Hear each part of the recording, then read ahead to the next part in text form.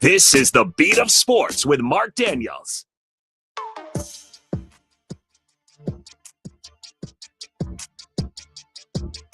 Happy Friday and welcome to the Beat of Sports. I'm Marc Daniels. A clean-shaven Chris Vasquez is over there. That's right. What led to that? I needed a haircut. I was looking real scruffy. Oh, you got a haircut? Yeah. Oh, I didn't Haircut, notice that. cleaned up. Huh? Well, I got a slight trim on top. Ah. Wifey usually likes the hair a little bit longer. Ah. All right. How you doing? I'm good. How Can are I you? play something for you? Yes. All right. So hold on. Let me see if I find this. I'll probably end up playing 9 different things here. Okay, I got it. boy. Last night, this among the highlights. Has to stop Mojica. The 2-point mark falls. Paselic was pressuring. Here comes the first for Colombia. The course. Goal. Goal. By John Jenkins. Colombia, Croatia played a little friendly at Camping World Stadium. Chris Vasquez and his lovely wife were there. We were there. Night. Can I just play it again and a little bit of how the sausage is made here, okay? Okay. By John. 1 second. So the announcers that you hear are watching this on a screen somewhere, and they're picking up the feed because you can hear a different call in the background, and then this is not a good goal. No, it's not. Goal.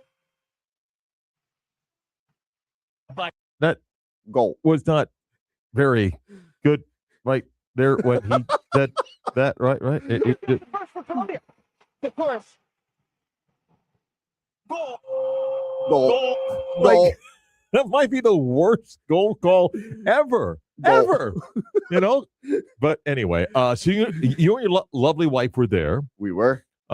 The rain, I think, subsided, right? Yep. We didn't have any rain. I was actually kind of hoping it was because in that stadium, it was a little bit warmer than obviously outside the stadium. Yeah. But it ended up being a beautiful But what a night. crowd. Oh, yeah. I mean, The Colombian turnout was 90-10, it seemed like, well, Colombian you would fans of expect Croatia. that. But I saw, you sent me a picture, and then I saw other people posted pictures and videos online, and the lower bowl was packed. Yeah. It was beautiful. And where we were sitting, God, just perfect. Yeah. Beautiful. Yeah. We Yeah. had a blast. Well, I'm glad you and your lovely wife went. Thanks to Sam and Brian, our good Yes. friends over at Florida Citrus Sports. And parking, everything, get in okay? Yep. Everything was good. Easy peasy. We parked about half mile away from the stadium. Yeah. Walked to the stadium. So, listen, your wife's from Colombia. It's one of the countries that takes incredible pride in their national soccer team. Can I actually That'd be pretty cool. kind of vent some frustration about the Colombian fans? This is Chris doing that, okay? There was Back off the mic right now. there was no chanting unless Colombia no got big no, nothing. Really? Unless Colombia Did got you ask close your to wife? scoring. Why? I did. She didn't know. Okay. But I was like, soccer fans are known for being extremely passionate, especially when it's their country. Of course, yeah. And unless Colombia got close to scoring, there was nothing. Hmm. I was disappointed. But they scored early. They did. And Yeah, then they lost gave up- 2-1. Yeah. Yeah. Did you guys stay for the whole game? We left about the 90th minute. She had to go use the restroom, and then by the time she got out and then I went, we're like, Okay. people are starting to. But you guys had a good time. Yeah, it was a blast. Croatia stays in town. They'll play Brazil on Tuesday.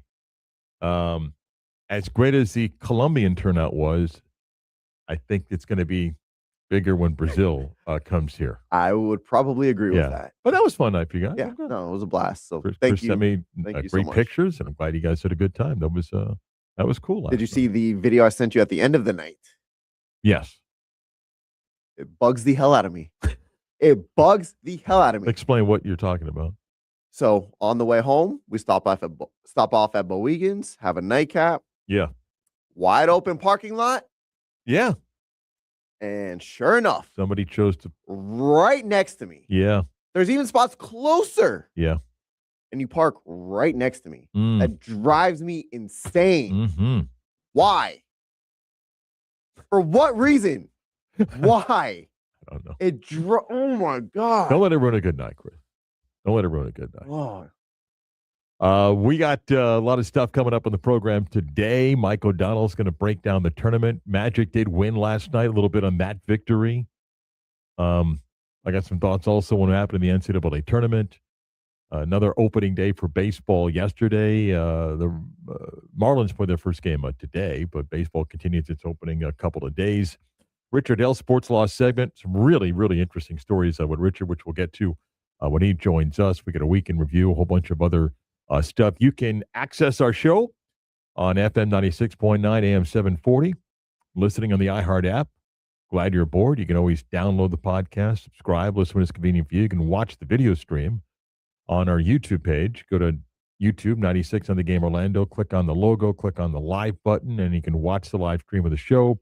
You can also get the live stream via Twitter, 96 on Game On. Now, before we do. Oh, boy. You know what this is? I was so pumped. Last night, my wife says to me in a text, she goes, you know what? Can you pick up some salmon on the way home and we'll grill some salmon? I said, what would you like with it? And she goes, broccoli. I go, yes. Yes. I'm going to get some fresh broccoli. It's not happening. And so I made a lot last night. So right here, which if you're watching on the stream, you could see right here. If you check our Twitter, it says supposedly. This is, look how fresh and delicious that is. Look how delicious. It's not happening. That looks. It's not happening. So at some point in the next hour, Chris is going to eat broccoli. That is a hard pass. Listen, I'll let you run to both kitchens and find anything inside you want to put on top of it. If you want to put some butter, a little salt and pepper, you want to get I will drown it in ketchup. That's fine. Yeah. I'm not eating broccoli. Yeah. Not eating broccoli. Chris will have broccoli in the 10 o'clock hour that on the stream. That is a hard no. Yes. So the three of you that will go there and watch it. Yeah. No, unless we get up to, we'll say 50 people. We got to get up to 50. No. No. I'm setting it. No, I'm setting it. No. We're going to get up to 50. If we get up to 50, then I'll do it. I don't know about that. 50. That's the goal. Here's everybody's favorite segment.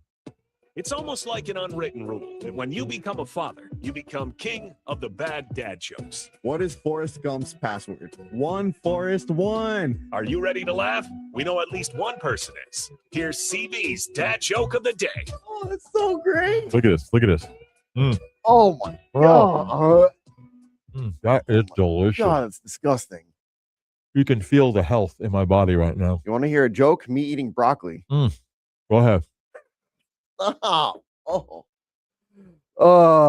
Mark, I sympathize with batteries. I'm not included in anything either. That's kind of sad, but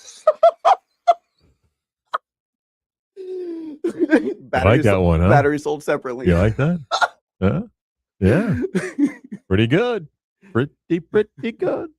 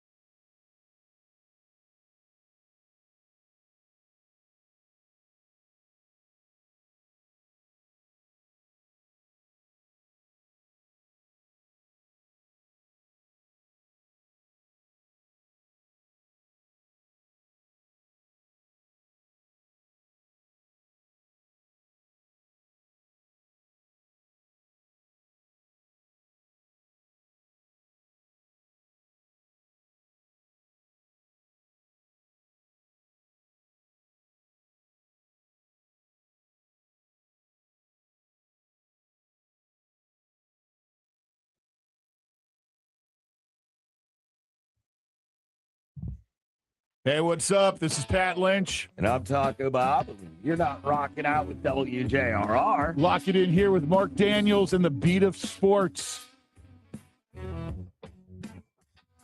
Friday edition of our program. We'll watch Chris eat some broccoli a little bit later. No, on the we stream. won't. What's your problem? What are you, 6? I told you. We get 50 people in the stream, then I will. Did I give you a bagel? Yeah. Did I bring you your bagel? You did. And your favorite cinnamon raisin bagel? Yeah. Which you always love to hate on. So don't you feel like you could do something for us? Nobody wants to see me eat broccoli. I do. I need 50 people on the stream. It's going to happen. All right. Yeah, Right we here. get 50 people. I'll eat it with you, man.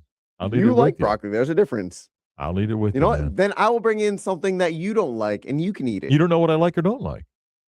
I got ideas. First off, the segment and features foods that Chris doesn't eat that Chris eats. I That's don't the remember segment. agreeing to this. Hey, who said this was a democratic show, man? Oh, that's how it is?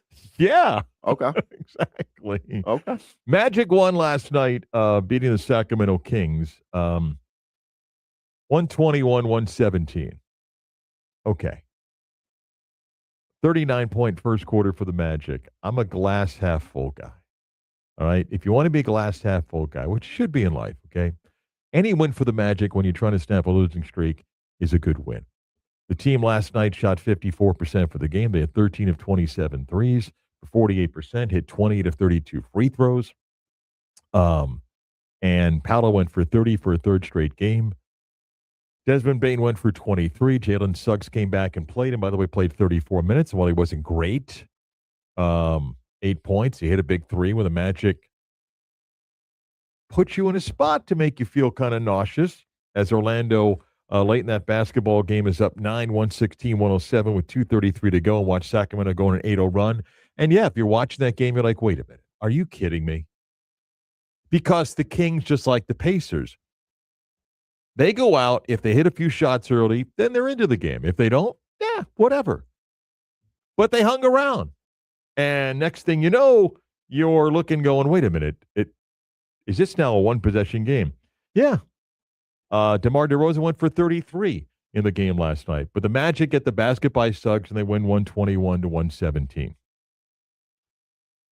You take the win because every game matters right now. 9 games left, 3 teams tied, 8, 9, and 10. Toronto's up next, a team that sits ahead of them. You want to be Mr. Negative? Then you look and go, man, still scrambling to beat Sacramento. This is where they're at right now. Lacking confidence, feeling pressure late in that basketball game last night, petrified of another loss that would have been really deadly in the sense of how do you lose on another team that's mailed it in for the season. A lot of challenging games that lie in front of the Magic right now. Toronto next, who's been a little bit wobbly of late. You got Suggs back. It helps. And this is just where they're at, man. And it's a mad scramble right now with 9 games to go. And again, you want to be Mr. Positive. The positive side of it is they're sitting 2 games back of Atlanta, although it does feel like Atlanta is going to be tough to, even though 2 games back, and things can change quickly as a Magic fan. Learn to win streak, the losing streak. Game and a half behind Toronto for the 6th spot. That's what makes Sunday's game important for Orlando.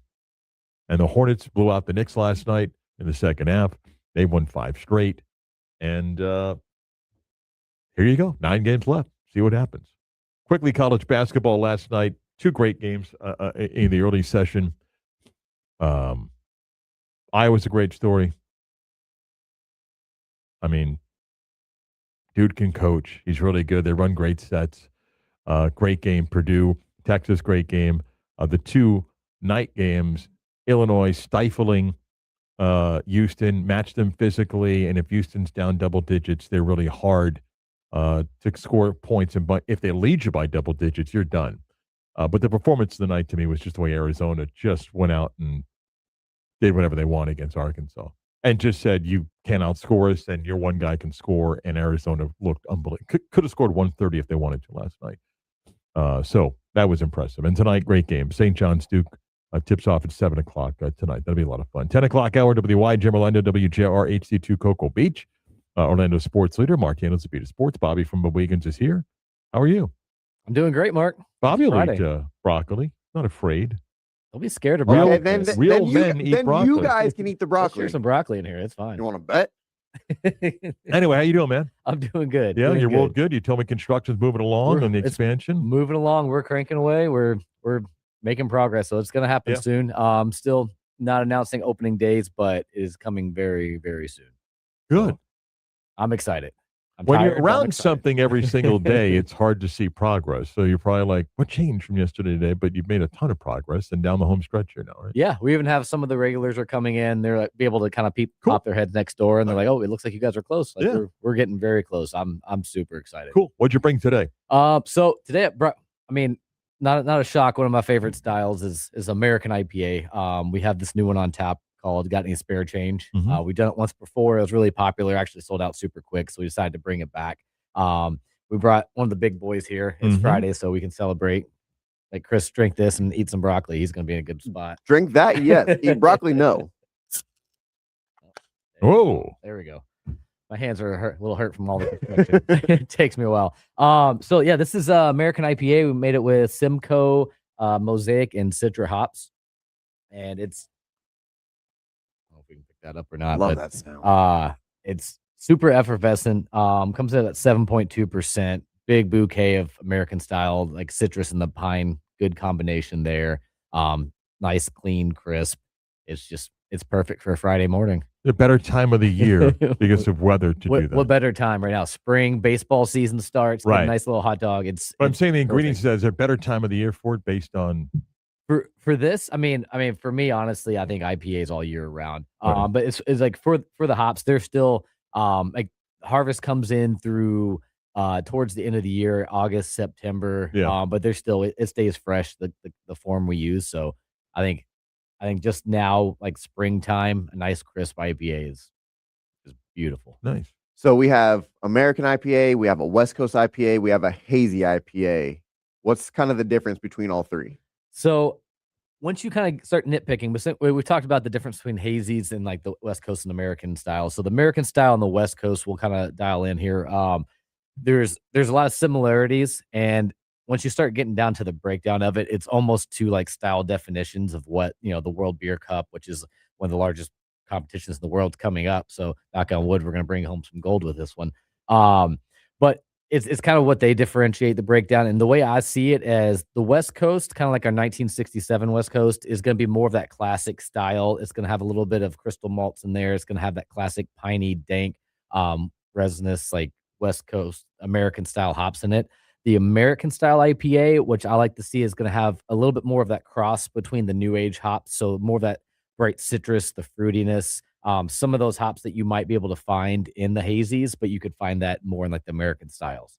Is there like like an English style IPA or like a new? There is, yeah. Okay. So yeah, I mean, there's a million different styles now. Whatever you want to make up. No, English style is a prominent, more prominent like style out there. And but the English styles, one, you're going to use English style yeast, which tend to be a little bit more rounded, leave a sweeter finish, a little bit more nuttier, and a little bit more subdued on the hops. English Okay. style hops going to be more grassy, more peppery and stuff versus the bright citrus aromatics we have. Okay.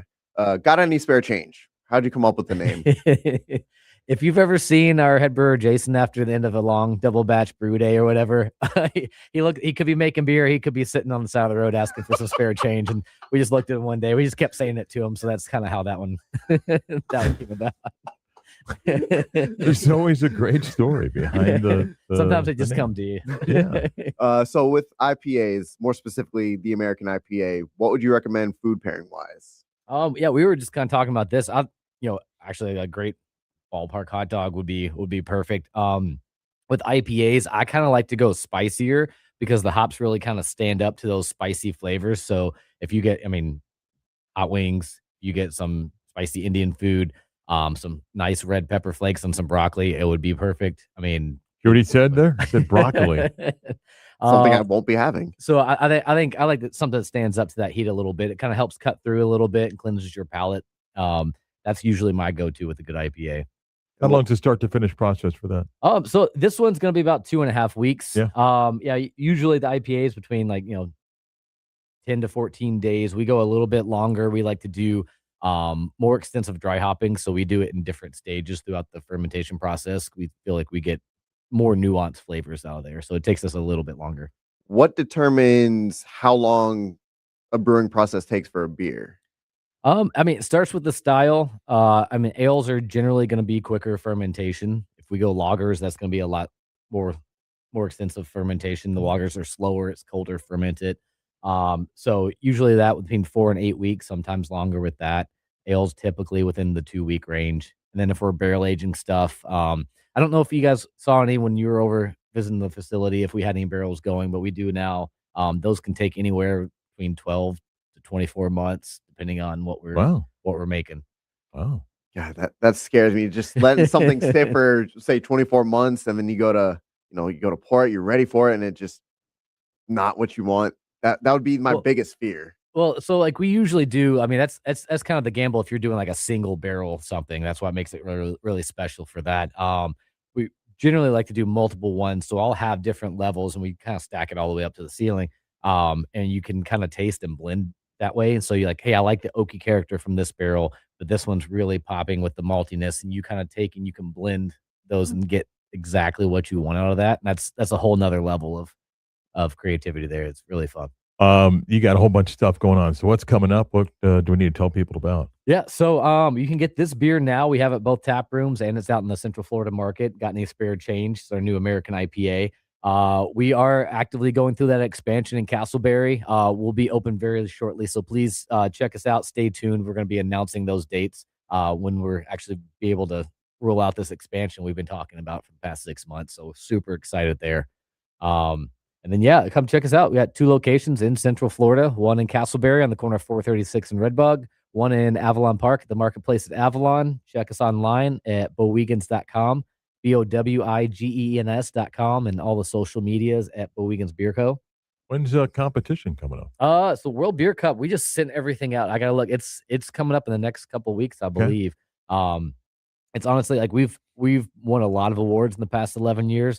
This is the one competition that we haven't taken a medal home yet. So it's kind of we wrote on our vision board this year. That's our goal. We're going to take home some gold, get some bright red suspenders if we win gold. We're excited. What beers did you send? We sent this one. We sent Got Any Spare Change. We sent our 7-layer stout, which is our most award-winning beer, and our Hollow Note, our new core that we rolled out, American Brown Ale. Nice. Thanks, Bobby. Appreciate it. Appreciate it, guys. Come back. Richard L. Sports Law segments next.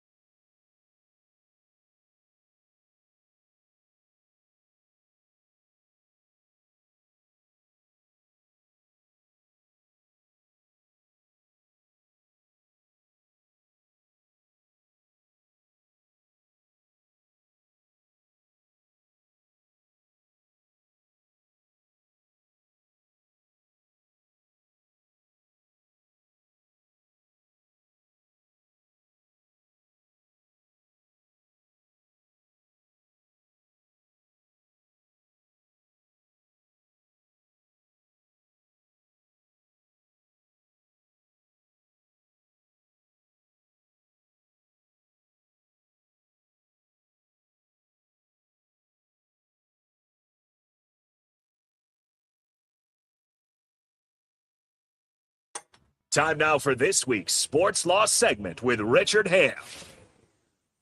Richard Hale is our sports law expert. Hale and Jacobson is the firm, hhjlegal.com. Catch up on a lot of things for us to get to. Good morning, Richard. How are you? Doing well, Mark. How are you? I'm fine. Let's do a whole bunch of different stories here. Frank Thomas is suing the White Sox, Fanatics, and Nike over NIL. That's not college. That's his own name, image, and likeness. What is the Big Hurt doing here?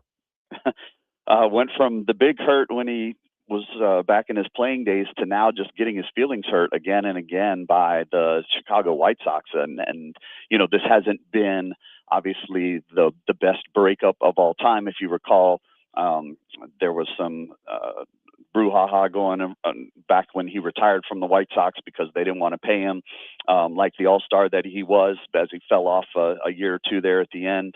And so that was an issue. And now here we are so many years removed from that. And we have the Big Hurt again filing suit against the White Sox, who a few months back did a promotional jersey that had the White Sox logo on the front, Frank Thomas, and the number 35 on the back.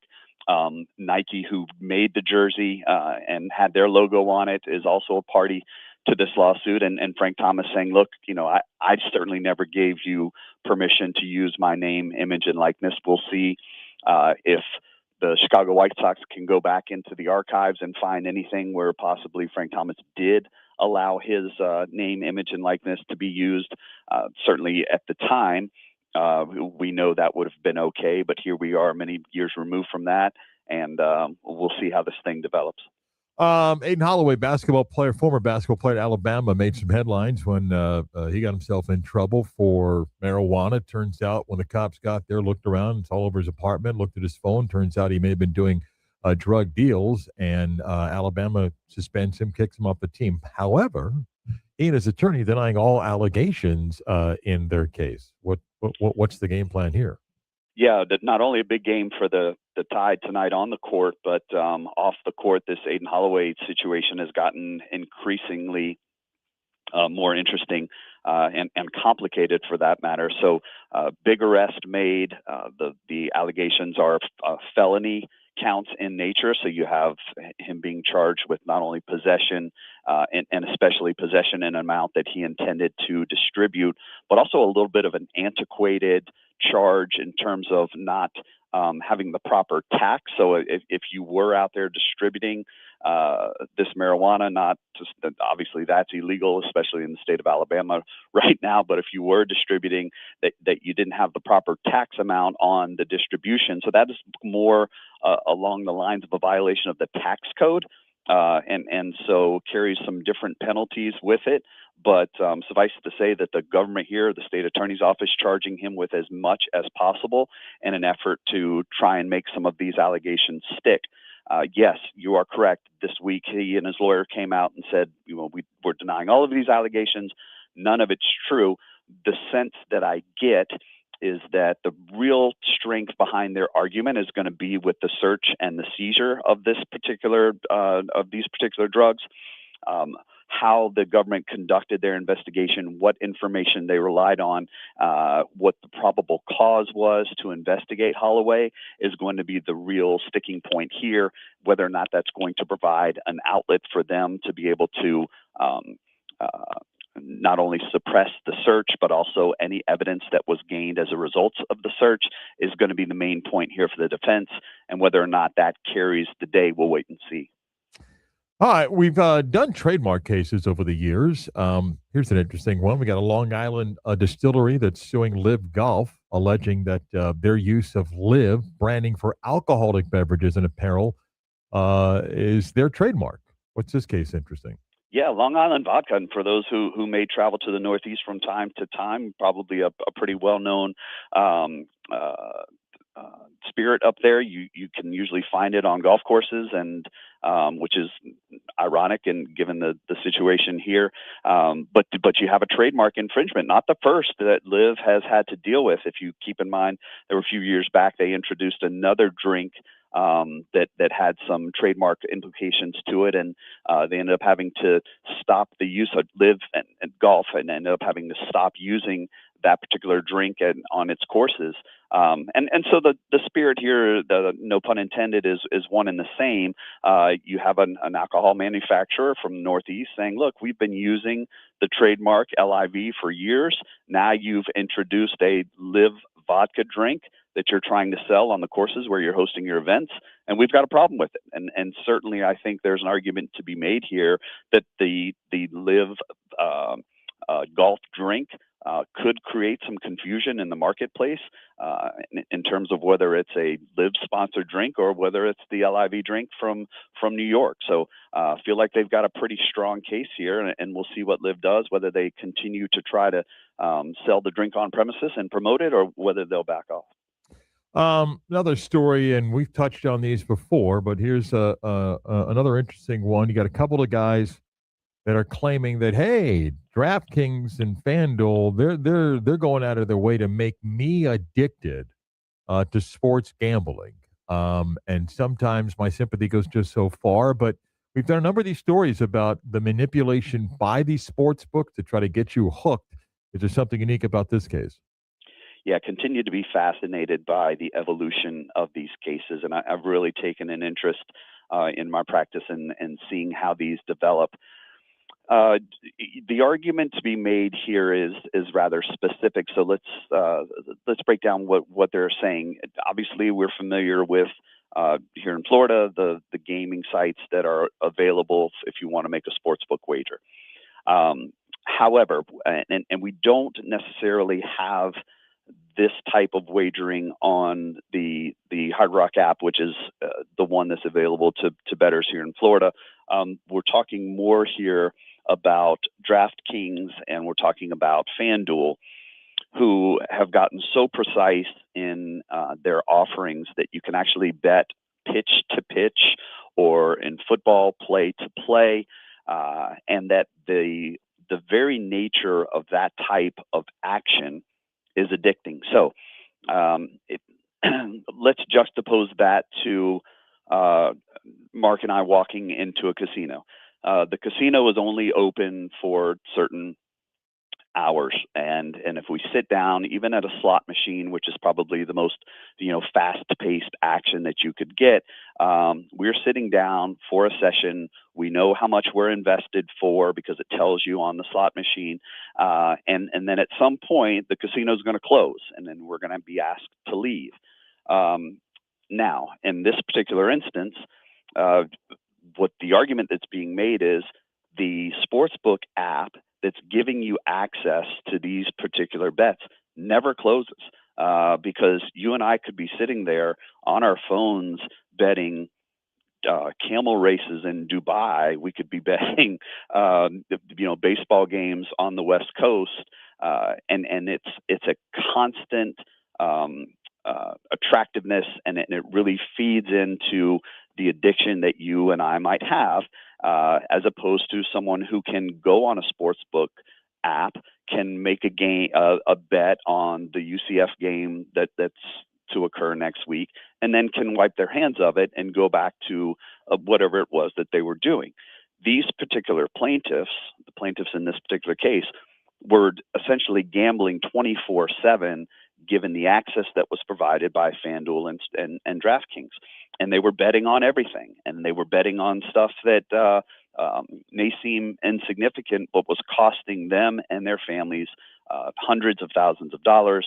It was breaking down the family structure because dad's so busy gambling, he's not paying attention to the kids, and then there's resentment and there's divorce. And so you can see that the country music song that would evolve here can do a lot of damage to family. And at some point in time, the blame is now going to the sportsbook companies because their algorithm has become so sophisticated, and they are able to take data from the person that's playing on there, knowing the types of games that they like to bet on, how often they're betting, the frequency of their bets, the amount of their bets, and they're able to then upsell them on all of these ancillary little games that are going on, the game within the game, if you will.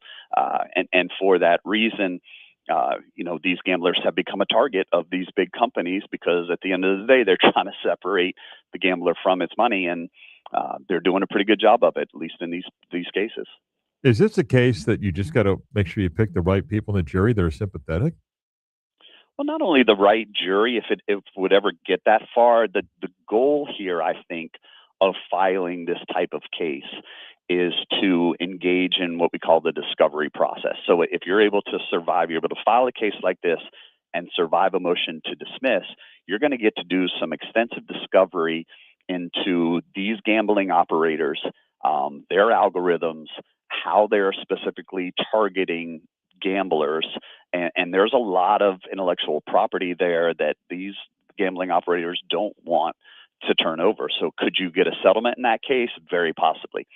So the likelihood that this ever sees a jury is slim, but certainly you'd be looking for sympathetic jurors at that point if you could find them. Interesting story. We'll follow. Thank you, Richard. Have a great weekend. I appreciate it.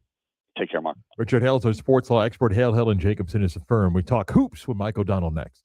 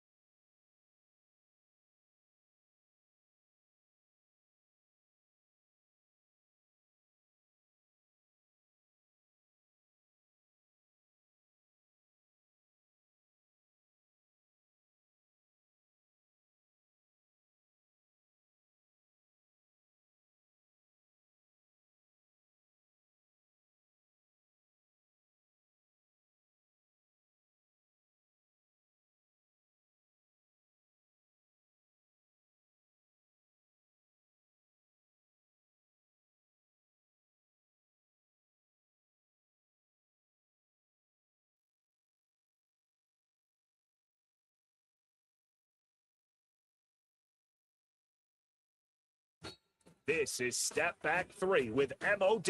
Straightaway three. It's it. Let's talk college hoops. Let's talk hoops with college basketball analyst Mike O'Donnell. Great to catch up with our basketball expert, Mike O'Donnell, who joins us to talk some hoops on this Friday. Good morning, sir. How are you? Mr. Daniels, I am well. Down here in Fort Lauderdale, little CBS HQ studio. You know who every single segment today on CBS HQ when talking about college basketball, you know who I'm paired up with today? The Count from Sesame Street. Very close. No, I'm kidding. The UCF point guard legend, one BJ Taylor. Wow. Today, me and BJ just breaking it down. That's awesome. But I tell you what, it'd be kind of cool if the Count from Sesame Street was there also in full outfit, right? Yeah, that'd be more of a Cookie Monster guy. But yeah, I get it. I get it. Wow. No, it's awesome. And to think got a couple of nights down there is really, really cool. I got a lot of stuff I want to get into. Before I get to last night, can you allow me to go back to last week for a second? Yes. Please. Okay. So I want your thoughts on the Florida basketball game against Iowa, how it ended. The decision to foul, which Todd Golden had done, but they didn't get the foul. Why did they press, and how that game ended? I'm curious your thoughts. It's the first time that we've had a chance to speak since then. I think the idea of the full court press, if you're not going to foul, up to, which I think, by the way, Mark, maybe a conversation for another day, we'll probably start to see more coaches foul up to. Yep. In that scenario, number one. So secondly, they take the full court press because they were just trying to speed up Iowa. Iowa loves to just grind it out and play really, really slow, methodical, work the entirety of the shot clock. And I think it was more of let's speed up Iowa and force them into a quick decision if we can, versus let's let them just bring it up the court and have them run a half court set. So I think that was the ultimate reason for that.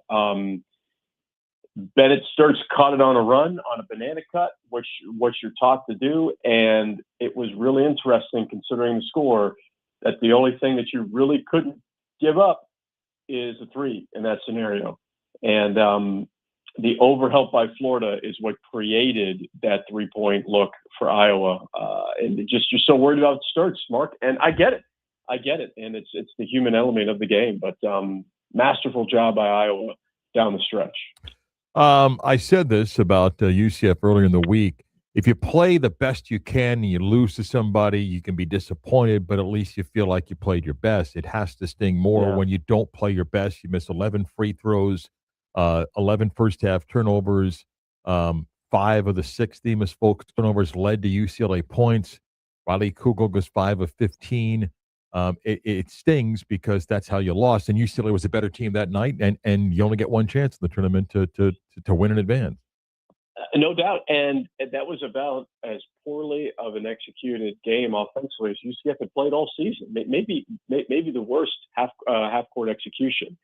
And they still almost came back. I mean, they still almost cut that lead, to one possession. So there was no quit. I think the effort was there, but the mental execution was certainly missing in the half court. Can I say one particular thing about that game? Besides, Folks, it wasn't Folks' best game, which is so disappointing because he had been legitimately one of the best point. Oh, they're not there without him. There's no way they're playing in the tournament without him. Yeah. There's a reason why he was a Big 12 All-Conference member. If I'm putting my UCF hat on, if I'm putting my UCF Letter Winner alumni hat on, what an off-the-charts, unreal sentence that I'm about to say.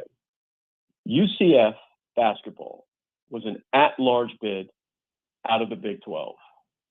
I mean, think about how heavy that sentence is, how incredible that sentence is that we just get to say as a program and as supporters and donors and a young alumni, older. I mean, that sentence is wild to think about. Not just 25 years ago, 10 years ago. Unbelievable. It's a phenomenal season. One of the best seasons ever. And definitely the best coaching job that Johnny Dawkins has ever done. I'm so thankful for that season as a UCF alum because I refuse to take it for granted and to just kind of ho hum, hey, we should have played better. That to me is just the building blocks for that season. I think could be just monumental for the growth of the program. Can I add just one more thing, and then I want to move on to last night's game and tonight's games? I said this early in the week. That atmosphere, Mike, was unreal. And consider this: I got there for the start of the Tennessee-Miami, Ohio game. I wanted to watch that game in person and see Miami, Ohio, who I just think was out of gas. And then the athletes of Tennessee took over. But 19,800, and Mike, for a game that tipped off at just after 4 o'clock, there's not an empty seat in that building. It's the best. There's nothing like it. They clear the building out. Nothing like There's and then there's not the 2-hour break that you got of an afternoon to night session. They clear the building out because the game's going to start in like 45 minutes. And I had some UCF fans text me, "Hey man, we can't get in because they're emptying people out." And I thought, man, it's going to be kind of a light crowd, maybe. So the ball goes up, and the arena is not even half full. Mike, by the time we get to the under 16 timeout, it's standing room only. And there's about 500-600 UCF fans there. There's about 500-600 UCLA fans there. Yeah, there were a lot of UConn fans, but they were just basketball people. Yeah, Tennessee, Miami. But it was a hard sellout, 19,800. There was an amazing atmosphere. And when UCF got it to 46-43 with the ball, that place was rocking. And then even when they made the late run, the game didn't go the way, but there's nothing like the NCAA tournament in a great basketball town, and Philly's a great basketball town, and that place was just bouncing. It was incredible. It was awesome. If you're a UCF fan and you're like, should I have gone? Yes. You should have gone. If you've never experienced your team as an at-large bid in the NCAA tournament, you have to go. You have to go. There is nothing like the energy of that space in that tournament in that first weekend. It's incredible. All right, let me do some stuff, and let's be a little bit quicker because I want to get to a bunch of things here. Let's get back to last night, Purdue, Texas. Quick thoughts. Texas kind of ran out of gas from an execution standpoint. Purdue got Braden Smith going at the right time, but their ball screen execution down the stretch was just terrific, and Smith took over. Purdue's they're flawed, still a really good team. They're 1 win away of playing in Indianapolis in the Final Four. Incredible. Nebraska's a great story, having never won a tournament, and here a tournament game. Here they're in the Sweet 16. They led most of the game against Iowa, and Iowa comes back and wins. I'm going to get to the 4 players in the court in a second. Ben McCallum's first head coaching job, he was 28 years old. He looks older than he is. He's only 44. They run the coolest stuff, man.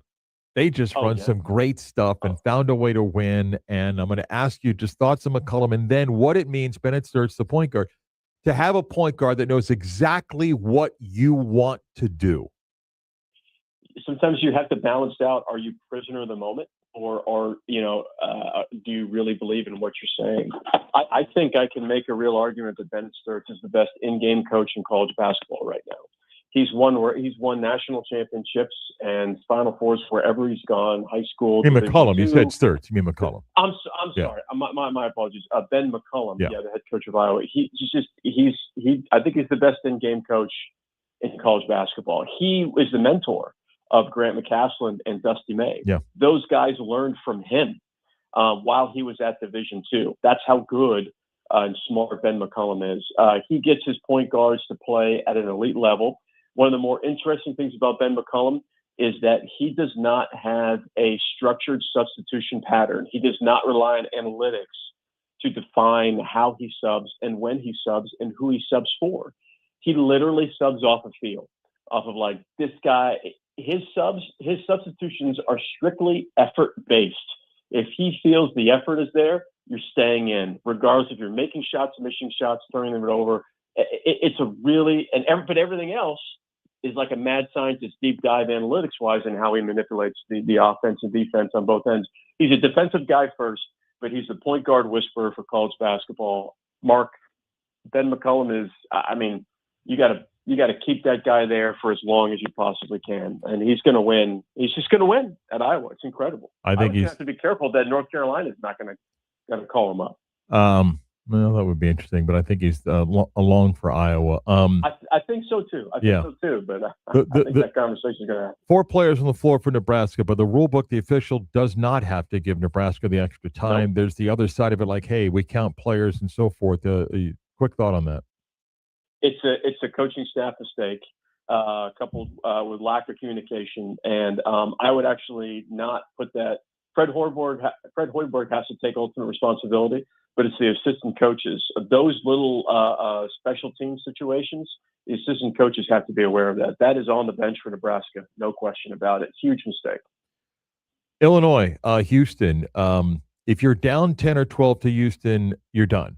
If you're up 10 or 12 on them, you're likely in a good spot because they struggle to score in bunches. They hit a couple threes to make it interesting, but that was impressive what Illinois did last night in Houston. Illinois looked fantastic. Not only were their offense made Houston look like a slightly above average defense, which is completely ridiculous. Their defense looked tough, Mark, right? They looked like the tougher team, which is a crazy sentence to say talking about Houston. Houston loses in the NCAA tournament when they don't make threes. I'm going to read this to you really quick. Yep. So they shot 28% from three in that game. They went 9 for 32, and that lost to Illinois. The national championship lost to Florida, 24% from three. 2024 Sweet 16 lost to Duke, 25% from three. Sweet 16 lost to Miami in 23. They shot 29% from three. And their Elite Eight lost to Villanova in 22. They shot 5% from three. It's a major issue for Houston when they're not making threes. If Kelvin Sampson wants to win this thing, there has to be more shooters on the floor, period. Let me get to what I thought was the performance of the night, not the game of the night. It was just Arizona. Mike, they could have scored 130 if they wanted to. And I think once they got up by 8 or 10, everybody knew there's no chance. And by the way, that team in 2026 in college basketball has scored 109 points, attempted 8 total threes in the game. Yeah. Mark, Arkansas was a trendy Final Four pick for a lot of people. I mean, Arkansas was okay. Let's say Arkansas at worst. What were they? The third best team in the SEC. Arkansas it's a terrific team. They got a player that is probably going to go the second pick in the draft. Arizona makes really good teams look like high school teams. The size, the length, the athleticism, the system, everything about Arizona. I picked them to win a national title. I am definitely not moving off of that pick. I mean, they're just so good. And just watching it last night, it was like it doesn't matter what Arkansas does; they can't stop us. And they're so efficient on offense. They just get the ball to the right place and use their big so well. It just how smart. I mean, like nobody talks about Jane Bradley. How good is Jane Bradley? Nobody talks about it. People ripped him as choice of the Big 12 Player of the Year, and you can make the argument about DeBonsta. If you want to break it down, it's the way he goes about his business. And you're like, oh, that's right. Yeah, that's right. That's right. It is that. Oh yeah, more than just the scoring, which I would have been upset if DeBonsta won. But yeah, it's Arizona they're men. They're men playing against boys right now. St. John's and Duke tonight. I think St. John's could really struggle. I think they could lose by double digits to Duke. Everybody talks about the Boozer twins and Duke's efficient offense, which is all true and all valid. Duke has a top 5 defense in college basketball. I think St. John's going to have a really hard time scoring. The biggest thing in this game is in-game adjustments from John Shire that he's going to make on their full court press. Because if St. John's is going to win, they're going to win because they're getting steals in their full court press. That is the only way that St. John's can win. Duke is the more efficient. They're the deeper team. They're the better shooting team. They're the better rebounding team. They have to create chaos. And if Duke can break the press, they're going to be fine scoring the half court. I think Duke could win by 10 to 12 in this game. Wow, interesting. Let me stay on that region, and then you got Michigan State and UConn, Izzo versus Hurley. Both defenses are elite but different. Like Michigan State, they're all about rim protection, and UConn, all they want to do is force drive and kick out contested threes. That's their thing. I like Michigan State in this game. They are definitely the more physical team. UConn's a little banged up. Silas Emery does not look himself. Solo Ball has not played well at all in the last few games. offensively, Sparty, they love to get out and run in transition. And even though they don't have Jace Richardson, Magic fans will remember Jace Richardson, but he was an elite three-point shooter for Michigan State last season. Michigan State's a better three-point shooting team. The major issues for Michigan State is taking care of the ball. They have the third worst turnover rate in the Big Ten. If they take care of the ball in this game, I think Michigan State is going to be could beat UConn by 8 to 9 in this game. I think this is a bad matchup for UConn. Michigan, Alabama is one of the two games in Chicago at the Midwest region. Michigan by 18 to 20 here. This is a terrible matchup for Alabama. You have to think about it in terms of styles of play. The closest team in the nation that plays like Alabama is St. Louis.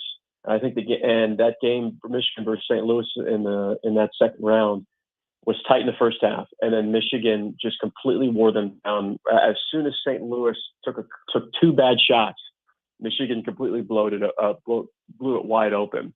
Alabama looks really good right now, even without Aiden Holloway. They look really, really good. But Michigan is going to overwhelm Alabama with their size. I think Michigan could actually dominate this game. The other one is Tennessee and Iowa State. Joshua Jefferson may try to give it a go. Their performance without him, Lipsy, was fantastic. For people that haven't watched, Jacoby Gillespie at Tennessee is good. He was at Belmont and at Maryland. He's had a good year at Tennessee. Thoughts on the Vols and Cyclones? Rock fight, right? I mean, it's a football game. I mean, this is two of the most physical teams in college basketball.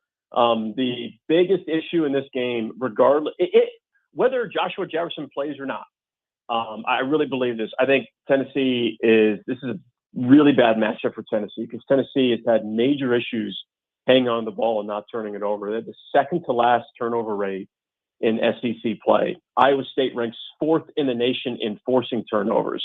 They're going to ice ball screens. They're going to double the post up. They're going to deny passing lanes. Tamin Lipsey is going to make plays that only Tamin Lipsey can make. Tennessee's path to victory is on the glass. They've been number one in the nation the last 2 months in offensive rebounding rate. So they've got to win off a second chance scoring.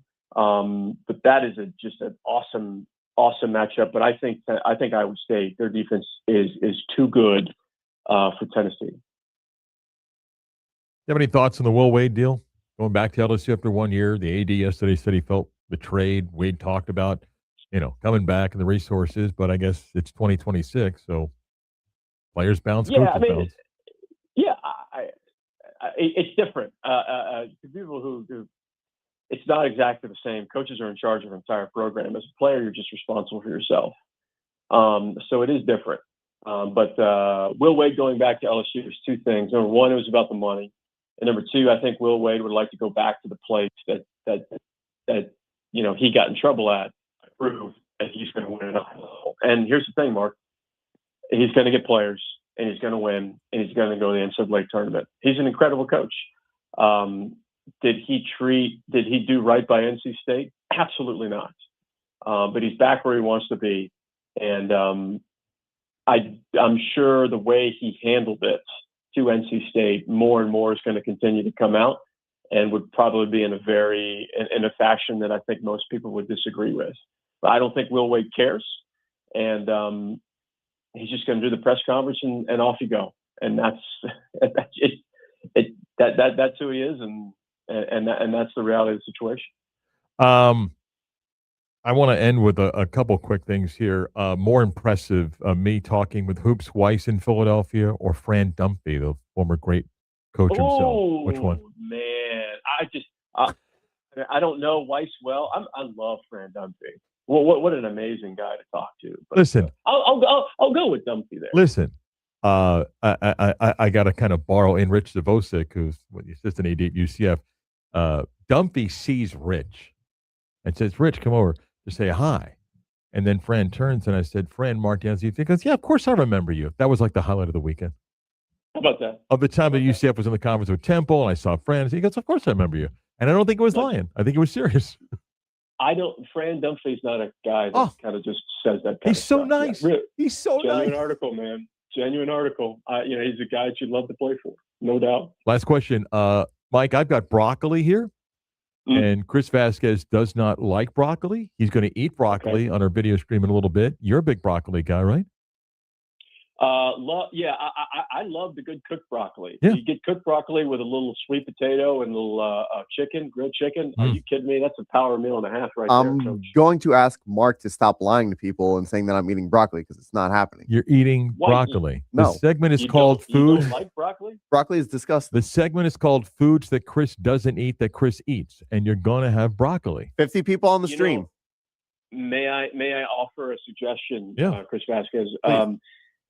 You'd be surprised when you put salt on broccoli, what that does to the taste in a positive way. Yeah. So if you're He forced can do to anything. this, I would consider that. I would if I do eat broccoli, it is going to be drenched in ketchup. Listen, in the kitchen, they brought in some food today. You can go buy. They have like chicken sauce from chicken wings. They got all sorts of things. Douse whatever you want. Yeah, Newman, you wouldn't eat broccoli if it was deep fried in chocolate. What a great line. What a great line. Viral weed. That is fantastic. Mike, we will watch on CBS HQ. When's your first hit today on there? Well, I've already done 2 of them. Whoa! But next one around the noon show, me and BJ will be on there around that noon show, breaking down all the games tonight. Just what a tournament! What a day! What a day! Great day. Thank you, Mike. You got it. Thanks, Mark. Chris will eat broccoli at about 11:10 on the stream. 50 people. He's eating broccoli regardless for the 2 you watching now. Yeah. I'm gonna do it for 2 people. Go to our YouTube page, 96 in the Game Orlando. Click on the logo. Click on the live button. 50. Get us access on Twitter. You can go to 96.9 Game On and click it on as well. You can go anywhere to either kitchen, in the fridge, which I wouldn't recommend some of the stuff that's in there for 8 months to a year. But there's plenty of wing sauce in the kitchen over Don't there. care. Chris eats 50 broccoli in about people. 13 minutes. The hour kicks off with the news next.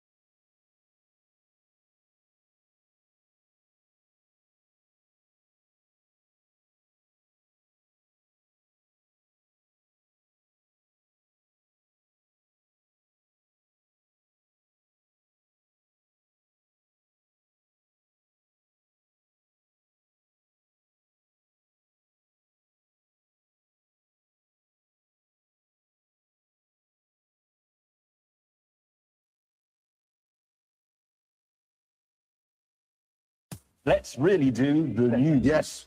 Now it is time to do the news. But now it's time for the news. 7 o'clock hour, WYJ Orlando, WJR HD2 Cocoa Beach, Orlando Sports City, Marc Daniels, Speed of Sports. Chris Vasquez is sitting over there. Magic snapped their losing streak last night, beating the Sacramento Kings in a ball game that wasn't easy for Orlando before they pulled it out, 121-117. The Magic looked as if it may have been a comfortable win, up 116-107 with 2:33 to go. An 8-0 run by Sacramento made it a one-point game.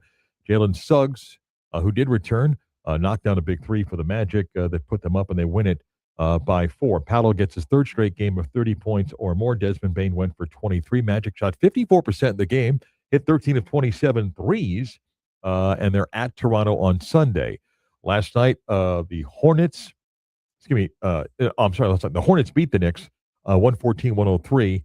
And at the moment, you've got 3 teams tied for 8th, 9th, and 10th in the East. The Raptors sit in 6th place. Big game coming up for the Magic when they play on Sunday. NCAA basketball last night. Talked a lot with Mike O'Donnell before.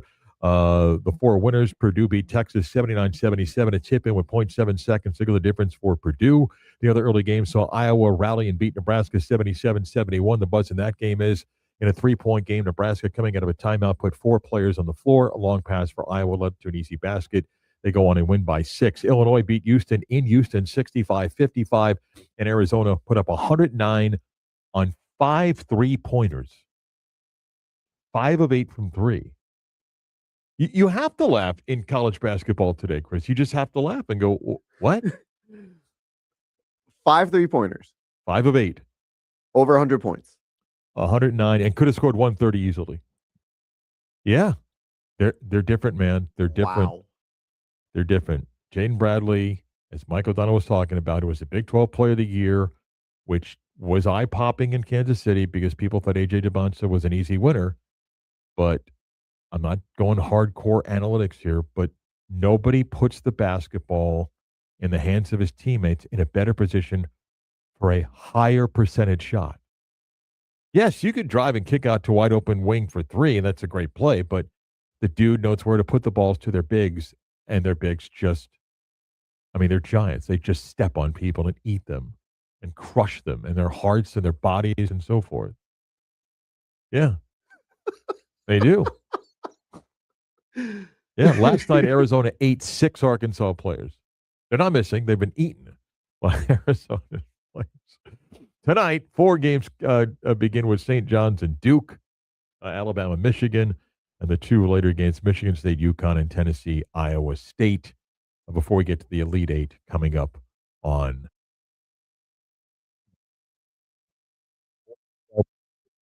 yesterday. Paul Skeens didn't make the second inning, pulled after 2 1/3. The Mets beat the Pirates 11-7.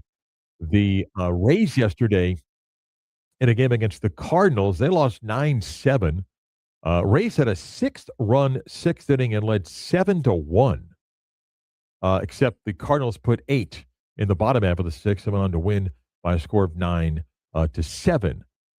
Last night, the Dodgers beat the Diamondbacks 8-2 as they begin their defense and seek a 3rd straight World Series. Today, the Marlins play their first game before they are mathematically eliminated. They'll host the Rockies. I see what you did there. Yeah. I see what you did there. 7 o'clock start. The Marlins will get their 32,000 maybe. Where's Marlins, man? He won't be at the Marlins game. Are you sure? He did the Yankees-Giants on Wednesday. I tuned in last night. There's Mary Hart sitting in the lower right side of front row, and then over in the left in the 3rd row, there's Jackass. What do you got against Marlins, man? Let's not do this again. Blue Jays begin their defense of the American League, and that ain't going to last. They host the A's. But, hold on. I got to write this down. Oh, boy. No. For what we'll be talking about Monday, I want to bring something. Okay. Get to that a little bit. So, yeah, more baseball opening games taking place. By the way, Sham Sharana reporting that the NBA owners were presented 3 different anti-tanking proposals. All terrible. Says Chris. One has all 18 teams that are not in the top 6 of each conference in a weighted lottery. Then there's a whole bunch of other things. They'll settle on something and implement it. You don't like any of them. This is so bad. This How about each team gets to pick one player in a battle royale? it would be Is that Boban coming out? They have their walkout music and everything. Yeah. it's so bad. The product on the court is bad. No, I disagree with that. But You think it's good? the NBA? You think it's good? Yeah. The East is as deep as it's ever been. The West certainly is deep. There's incredible young players that are doing things that we've never seen before. There's great stories of even aging players that are playing at an unbelievable level. We've got teams like Charlotte and Atlanta that have given their fans advanced hope on how they compete. The Knicks are good. The Lakers are good. Big brands are good. The NBA is, to me, is it a perfect product? No. Does it have its challenges? Yeah, but the product itself is not bad. I don't know. When you have multiple teams on 16-game losing streaks, no. doing I what didn't they tell you that can it's to perfect. completely tank. And okay, the NBA is trying to do something about it. They're trying to make it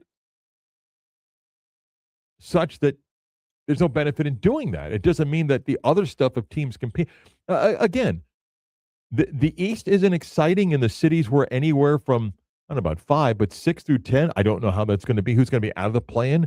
Who's in the play-in? The same deal in the West, maybe not as much with Golden State in one of the spots. If you want to focus on tanking teams, have at it. But the product's good. You don't watch enough NBA basketball. Between tanking, threes, and flopping. You're just jumping on social media narrative as someone that doesn't watch a lot of NBA. So it's cool to be in the group that says, "Oh yeah, it stinks." Okay. Yeah. Okay. Whatever you say. Next, you'll be ripping Canadian football. You don't watch that either. What do I got against the CFL? I don't know. I don't have anything against the CFL. Chris eats broccoli on the video stream. The show within the show coming.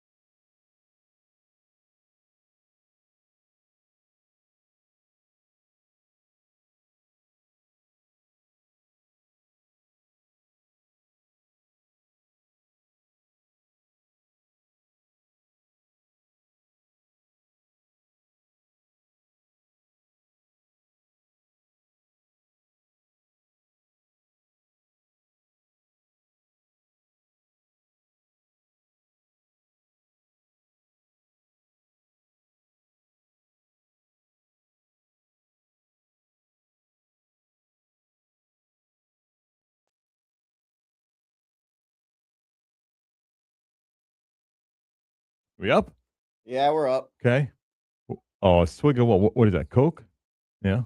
So I brought you sauce that they brought for the wings. I know what kind of sauce, but I'm going to taste the sauce first. I'm not doing it. There's not 50 people here. Just do it. No, I did not agree to this. I know you didn't agree to it. God, it even What kind of smells sauce terrible. is it, by the way? I don't know. Taste the sauce. Garlic? Oh, What kind of garlic see? sauce? All right. Oh God, it's disgusting. God. You don't like the smell? Oh, everything Come about on. it is disgusting. Just get a big. No. Breathe in. Come on. You're like a. Oh God. Yeah. Now you can drown it in the sauce. Why are these freaking huge? Yeah, take a big piece too. Let's go. I don't do broccoli. Exactly why are you doing it? Foods Why? that Chris God. doesn't eat, Chris eats. Smells god awful. It does, doesn't it? If you don't like broccoli. Oh, Yeah. Yeah. holy hell. Yeah, when I cooked that last night, the house had that smell for like 2 hours. What if I yak? That's cool. That's good for the content. Post this clip later too. You want to bet? Okay, come on. Oh, come on, man. Grab. Let's go. Oh, it's disgusting. Now dip it in the sauce. Let's see you dip it in the sauce. Let's go. I swear to God, I'm gonna yak. You're not. I'm gonna yak. God, it smells terrible. Go for it. Come on, dip it in the garlic sauce. Attaboy. Go for it. Let's go. Put it in your mouth. Let's go. I got time to kill. No, let's. You have to eat 2 more of these. No, I don't. Yes, you do. You have to eat at least 3. Let's go. Do I just eat the whole thing? Yeah, you put the whole thing in your mouth. Go for it. Oh my God, I cannot believe what a wimp you are. Broccoli is disgusting. That's why you're having it. No. You're overcoming your fears. Let's go. I Do don't it. have a fear. Do it. Eat it. Eat it. I'm watching you. I know you are. This is the only one. No. Yes. 2 more. No. Just first off, you may like it. No, I won't. Go ahead. Do it. Oh my God, I cannot believe how pathetic this is. Stop. Got the broccoli. He's thinking about eating it. Come on. Just do it. All right, here we go. Oh God, I can't do it. Do it. I can't do it. It is disgusting. It's right there. You almost had it. Come on. What do you do? Oh, take another swig? Come on. Oh God. All right. Do it. I can't. Do it. I can't. Oh my God. This is disgusting. It's broccoli. It's disgusting. It's not a live goldfish. We'll do that in 2 months. Come on. Let's. Oh my God. Do it. Just lift it up. Come on, right? Choo-choo train. Come on. Open up. Just like you do your dog. Come on. What game do you play with your dog? You do the airplane. Come on. I cannot. Your face is unbelievable. Don't do broccoli. Come on, let's go. I thought the days of being an intern were over. Where I didn't get punished. You're not being punished. I'm being You're punished. overcoming a fear. This is amazing. I cannot believe 1 piece of broccoli. This is all you're getting. This is 3 minutes. You haven't even touched it yet. I'm shaking right now. Why? It's disgusting. If you don't like it, the smell probably. Oh! Don't water it down like that.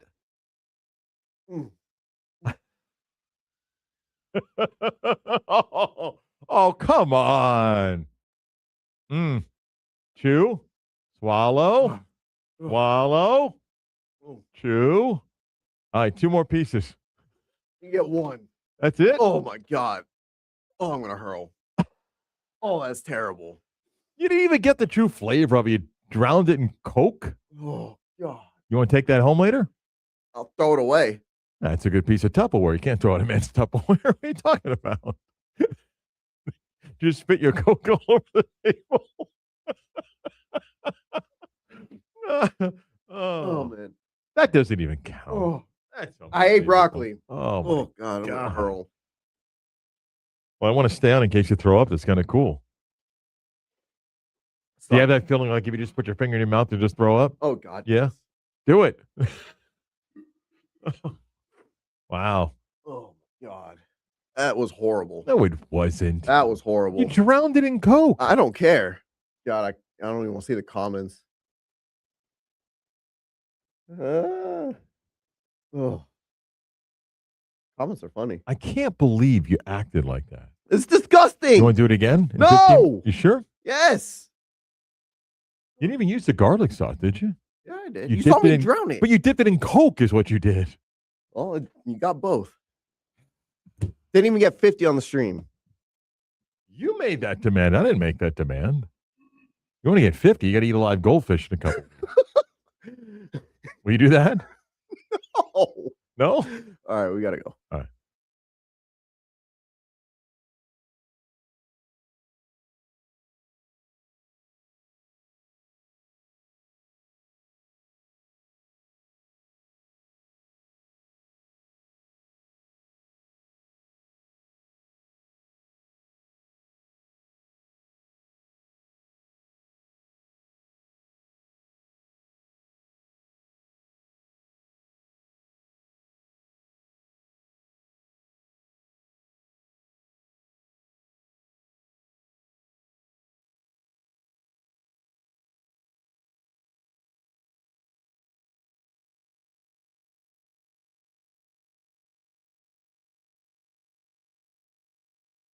Missed anything during the week?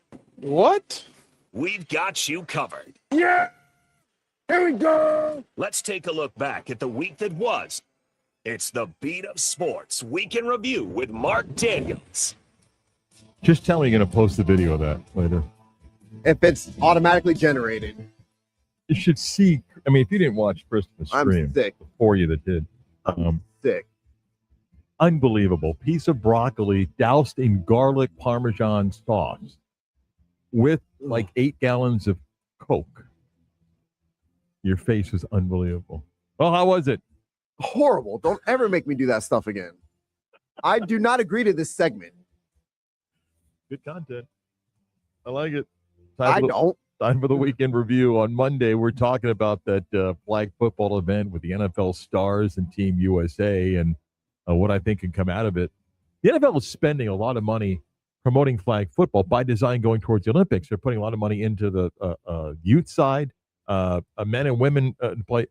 Their out is we fully support Team USA and putting the best players in the field. There'll never be a tryout. You know that. There'll never be a tryout. They're not going to embarrass NFL guys of getting cut, or they'll have to basically strong arm their way and say, no, we're putting NFL players out there. See, now we're babying egos. Yeah, sure. Stop it. Okay, so then you're okay by saying, let's send the best players in every sport that give us the best chance to win. Yes. That's not the NFL players. And it won't be in I'm 2 fine years. with that. Okay. Oh, I'm I am fine too. with that. I am too. Speaking of Team USA, Velton Brown is from Orlando, has played on that team for a number of years. He joined us on Tuesday's show, and I asked him what he hopes those that watch this event take from what they saw. I believe we left a great message when we won. A lot of people seen the cash prize. That wasn't our goal. And like how you said, our goal was to really show the game of flag football. We would love for anyone, that can include guys that's playing in the NFL or not, to come and try out and do our same process to go in and play for gold. I would definitely think that's everyone's opportunity or everyone's goal to be on Team USA and, put your country on your back and go win something. But it wasn't necessarily like a versus thing. It was more like we want to show that this is a different sport. We also have big names, just like how other sports have big names, but it's a fair opportunity to do exactly what we're doing. On Wednesday's program, Keith Smith stopped by for his weekly basketball visit. We talked to Keith about the topic of 65 games players must play for awards and how that's become a big thing to talk about. Why are we doing this? 65 games feels like it's weird when guys like Cunningham are missing it. Then you had Tyrese Halliburton, very famously last year, said, yeah, I'm playing through an injury because I want to be able to be eligible for All-NBA. And we shouldn't have guys pushing themselves when they're legitimately injured. I get it. People want players to play when they're healthy and ready to go. But fans also want their team to win championships. And that's where these things don't all go hand in hand. The real answer is we should play less games. The schedule should be shortened. There should be less regular season games. But Josh Hart said it directly the other day.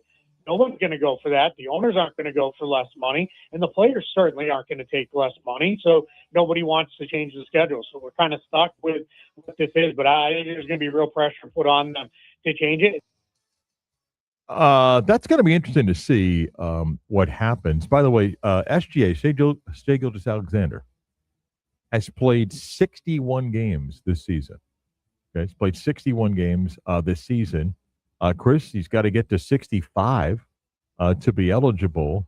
Now, they're up by 2 over San Antonio for the 1 seed, so there's reason for him to keep playing. Are you still sick from the broccoli?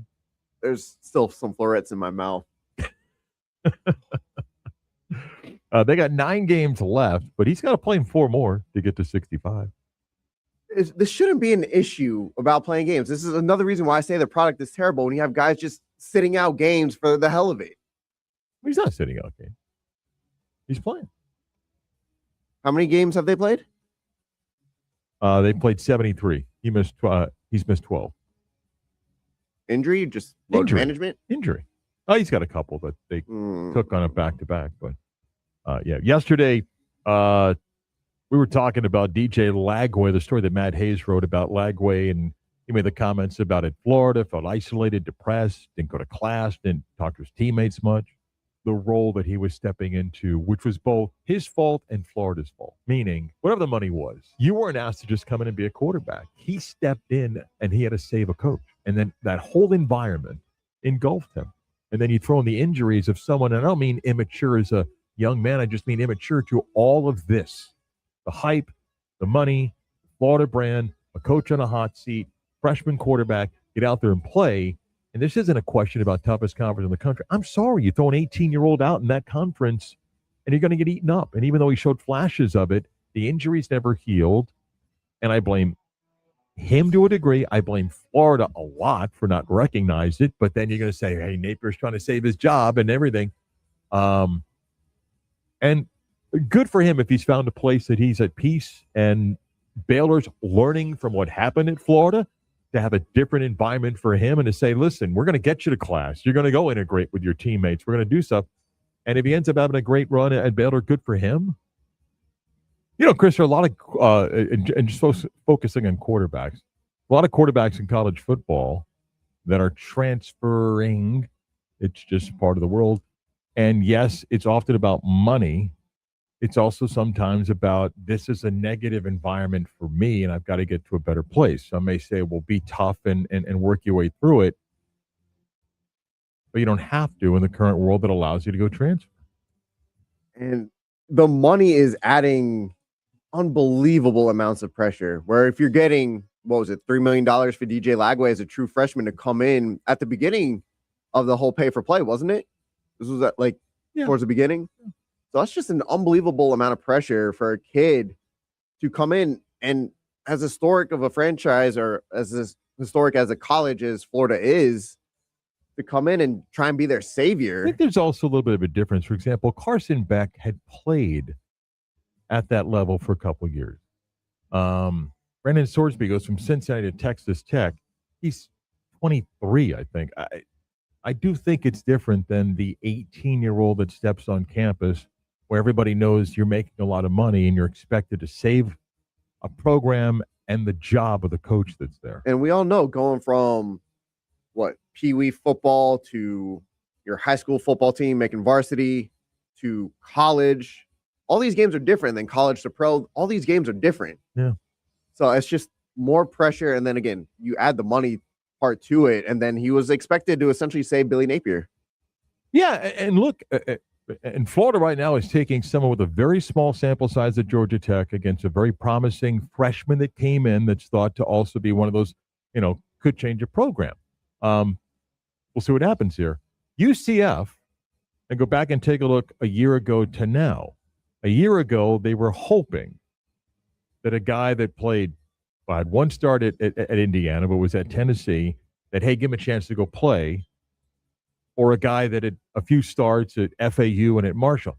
Now, they're taking someone that has multiple years as a starter and say, well, wasn't P4 Okay, but he played a team that got to the college football playoff last year, and you'd hope that he's more mature than someone that hasn't gone through a college season. But I mean, you don't know. That's the week in review.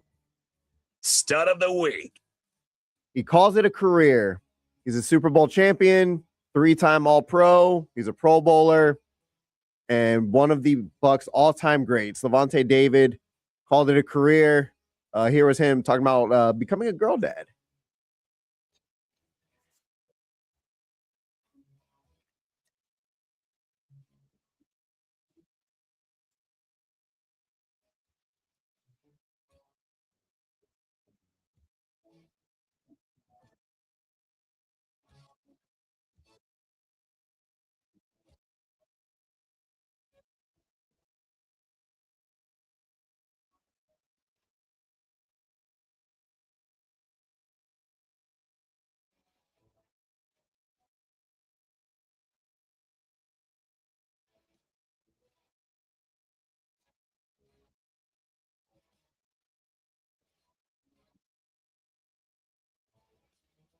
Good for him. Great guy. Glad he got to ride off in the sunset, stayed Tampa Bay all 215 games in his career, 215 starts. He never missed time. So good for Levante David on a great career. Two couple quick things. One, do you know? Well, he went to Nebraska, but he also played a junior college ball.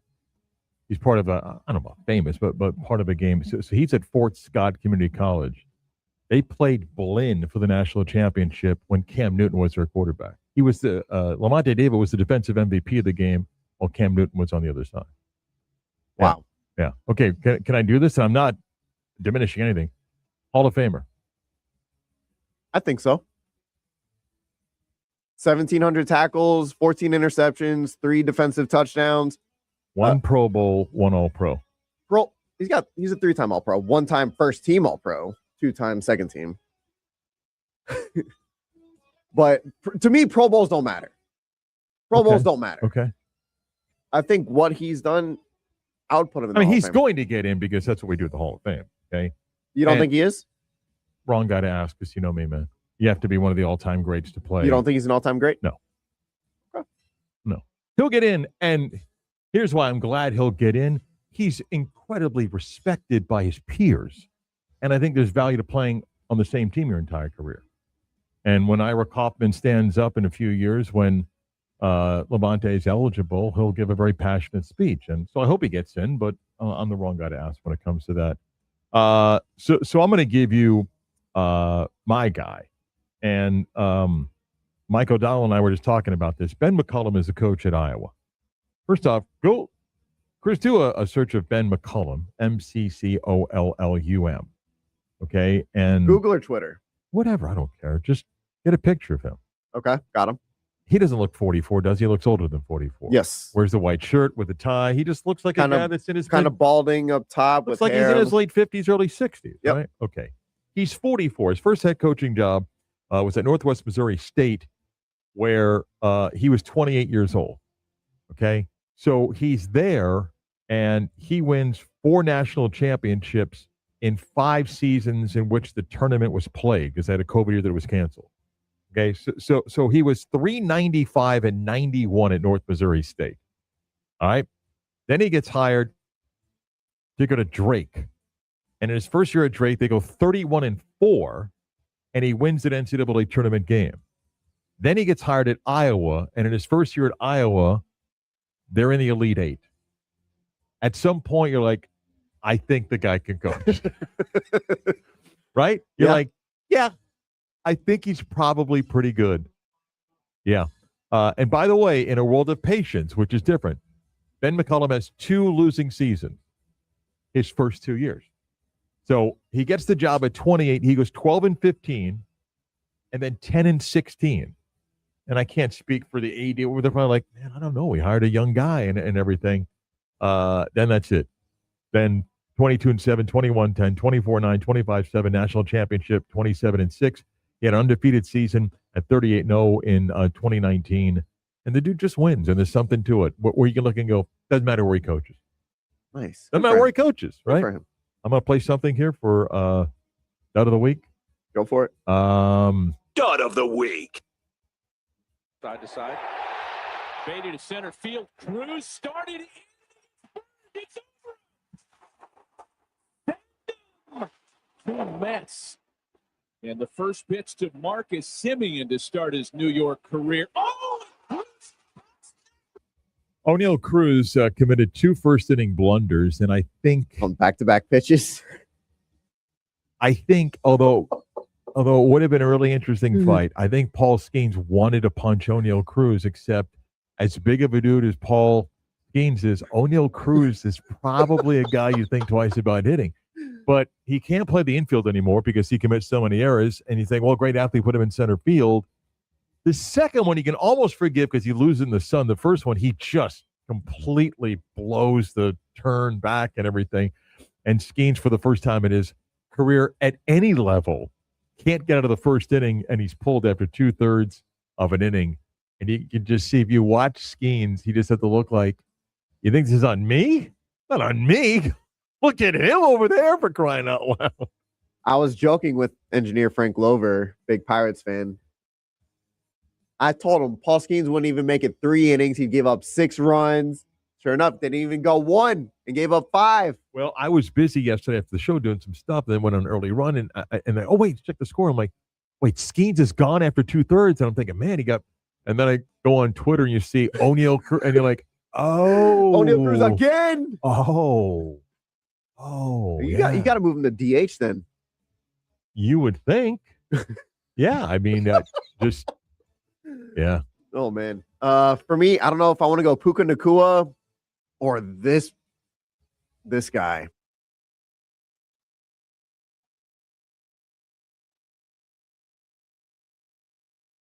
Oh, no, it's just,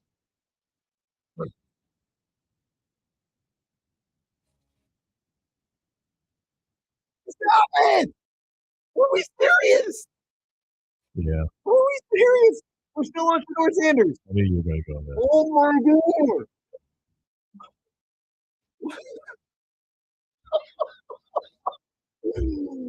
So Mel's your dud, not Ty Simpson. Correct. Okay. Oh my God, Mel. Let it go. You were wrong. You were wrong. As was every other analyst who said Shedeur Sanders is a first-round pick. He's not. He showed at the NFL level. He was not worth. What are you talking about? He's a Brown starting quarterback. Grief, man. Get over your mistake. Oh my God. By the way, dud for you too for making me eat broccoli. One piece of broccoli, acting like dud to you for making me eat broccoli, and still acting like, oh, it's in my mouth. I can't. Oh, disgusting. Oh. During the break, you can have more. It's in there. I got something else in here I'm about to have. What? What did we do earlier today? Can you wait 23 minutes before I don't you start know. pounding beers back, Chris? What we'll be talking about on Monday when we come back.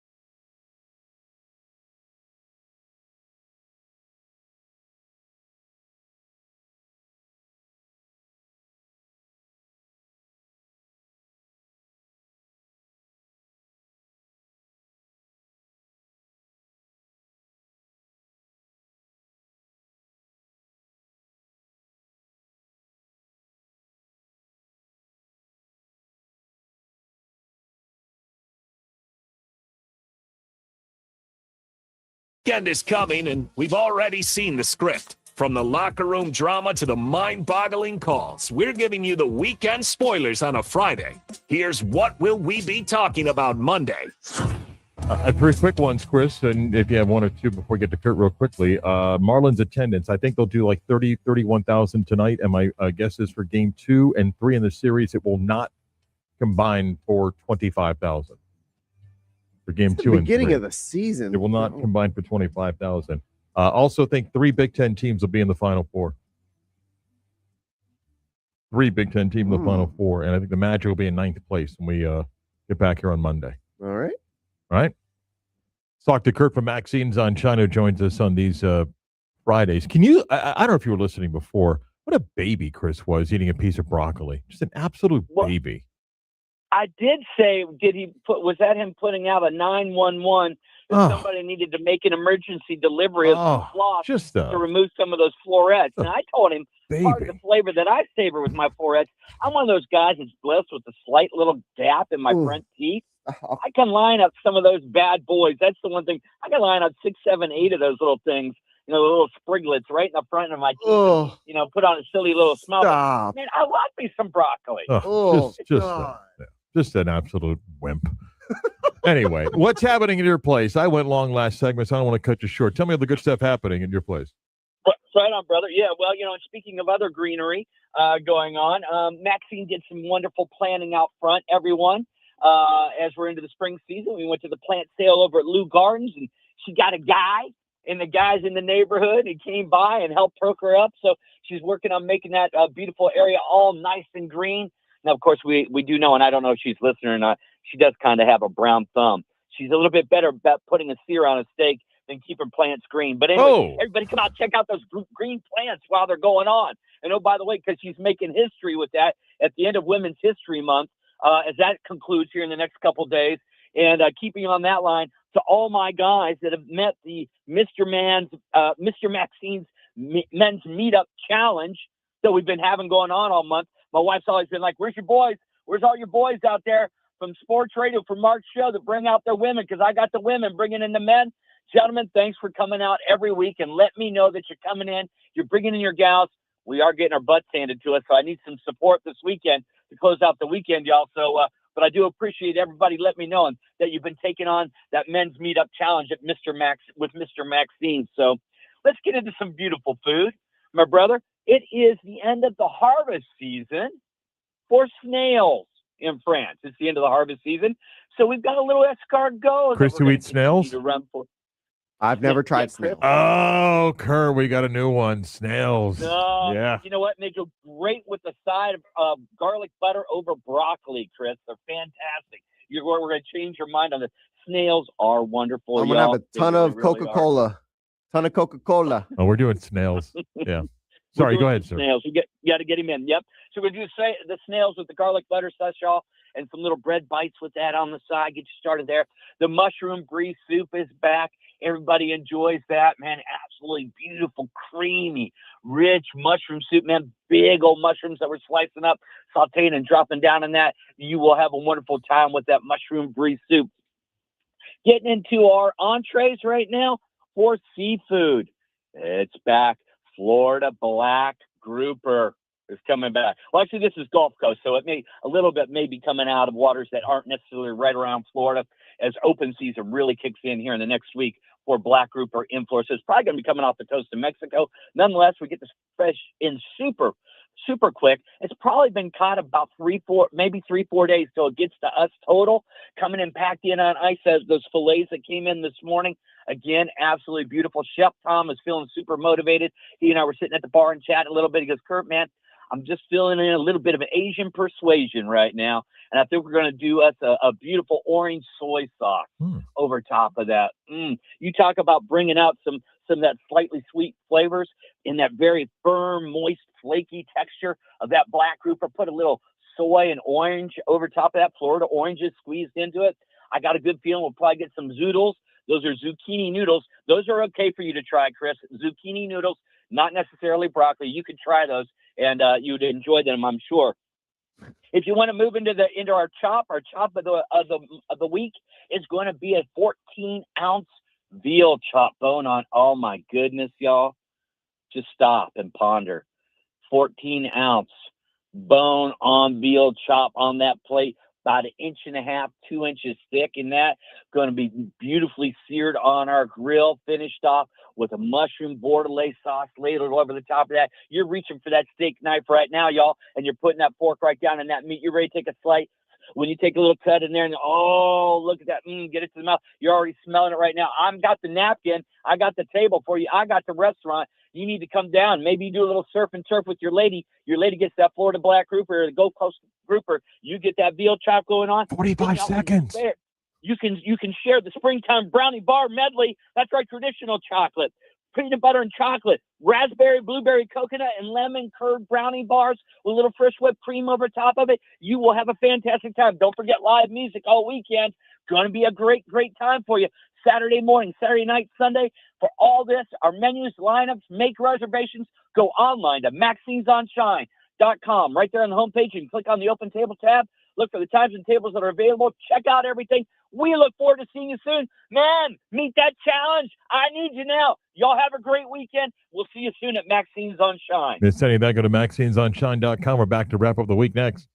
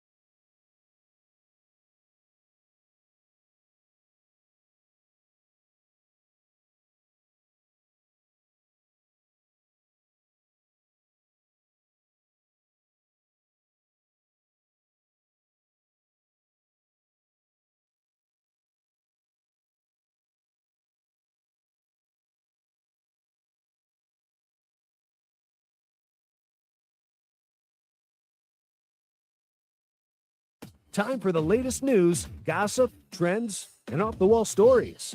Trends. That's the craziest thing I ever heard. What do we got? We got baseball this weekend. What do you got?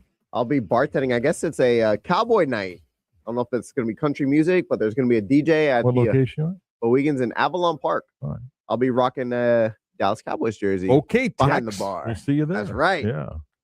And no more broccoli. I don't think Bobby's doing that kind of cowboy night. I'm going to be honest with you. Yeah. Miss any of the program today or the week, go where you get your favorite podcast. Type of the Beat of Sports on Demand. Subscribe, download, check out the video stream. Go to our YouTube page. Click on that live button. You can watch the show back anytime. Chris ate one piece of broccoli today.